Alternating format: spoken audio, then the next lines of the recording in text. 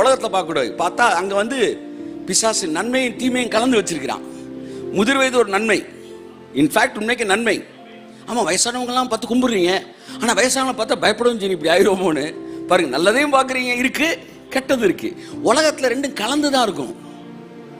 முதிர் வயதும் முதுமையும் சேர்ந்தே இருக்கு. ஆனால் பைபிள் முதிர் வயதை தனியாக காட்டுது, முதுமையை தனியாக காட்டுது. சரி, இப்போ முதிர் வயதை எங்கே பார்க்கலாம்? இந்த உலகத்தில் பார்க்க முடியல, ஆனால் பைபிளில் பார்க்கலாம். பைபிள் காலத்தில் பைபிளில் வந்து தேவனுடைய வார்த்தையை நம்பினவங்க முதிர் வயதில் இருந்திருக்கிறாங்கல்ல, அவங்கள பார்த்தா தான் தெரியும் ஒரிஜினல் முதிர் வயது என்ன என்பதை பார்க்கலாம்.